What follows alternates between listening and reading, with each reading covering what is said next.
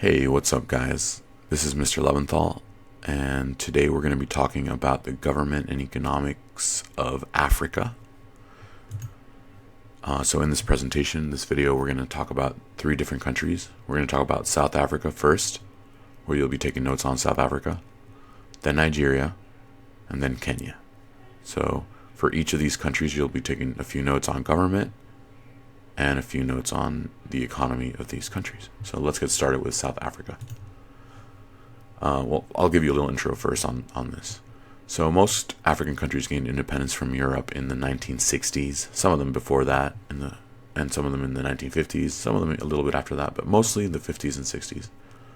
But since then, they've had lots of civil wars, ethnic and religious conflict, health issues that deal with poverty and famine and malaria, AIDS, and economic issues. And their governments have been really unstable and corrupt.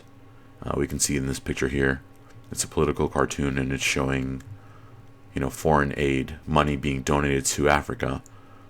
And it's supposed to go to like the hungry, like this little guy here who's really hungry. But instead it gets into the belly of the corrupt politician. So he steals the money that's supposed to go to help the people. Let's talk about their resources. Africa is really rich in natural resources, and this is what brought a lot of interest into Africa and what has helped them economically. Some of their most valuable resources are oil and gas, metals like iron, chromium, uranium, and lead, and minerals like gold, diamonds, and rubies. Here we see oil, this dark gray. We can see that Egypt, Nigeria, Ghana have a lot of oil, and that's been one of their main economic specialties. We see that Kenya over here has tea, and Ethiopia has coffee, Madagascar has coffee. So some of this green stuff is all like agriculture. And diamonds, we see that Democratic Republic of the Congo has specialized in diamonds, and South Africa has specialized in gold, and Sudan in gold as well, and South Sudan in grains like wheat and stuff like that. Alright, let's talk about South Africa's government. So please take notes on South Africa's government and then their economy. So when apartheid ended in the 1990s after Nelson Mandela was released from prison, South Africa became a parliamentary democracy. So write this down. Write down parliamentary democracy and write down unitary as well. So a parliamentary democracy is one that has a prime minister, and the head of government is a part of the legislature. And unitary means that pretty much every state in that country has the same set of laws. The whole country uses the same set of laws. It's not like United States where Georgia has certain laws that are different from Florida or different from California. There in South Africa, the entire country has the same set of laws. It's one unit. That's where unitary comes from. There's a South African flag, and this is like the building, like their White House. However, this guy, let's look at this dude. This is the president of South Africa right now, Jacob Zuma. This is him. He's gotten criticized a lot, but whatever. I mean, what do you think about him? All right. Anyway, let's move on. So they use a parliamentary system, but instead of having the head of government being the prime minister, they call him a president. They're like, we don't want to call him prime minister, even though every parliamentary democracy calls their leader a prime minister. We're going to call him president instead. So it's kind of weird, but it is a parliamentary democracy. So that's why Nelson Mandela was called President Nelson Mandela, not prime minister. Here's Nelson Mandela, signing a new constitution in 1996 and a new Bill of Rights. This is kind of like when they were forming their new government. So this constitution is like a new constitution from 1996 that, got rid of a lot of those racist laws and made it a more democratic country to people of all races. Their legislative branch has two houses. You don't really have to write this down. But their parliament is elected by citizens every 5 years, and citizens 18 or older can vote. You can put this down. You can write down this for government. You can say citizens 18 and older can vote for laws and legislature. You can put, or parliament. So for government, you should have put parliamentary democracy, unitary, and citizens 18 and older can vote. Okay. All right, that was pretty much all for government. Now let's talk about South Africa's economy. So they've got a mixed economy, which combines free market, like capitalism, and some government control, like command.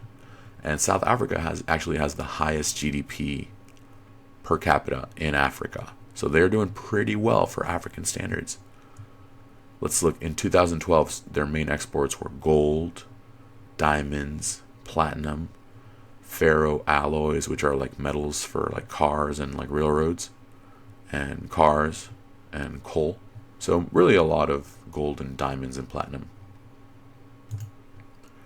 During the apartheid, their economy was hurt because people put quotas and embargoes on them. They were like, oh, South Africa, you are so racist. We're not going to buy from you, you bunch of racist people.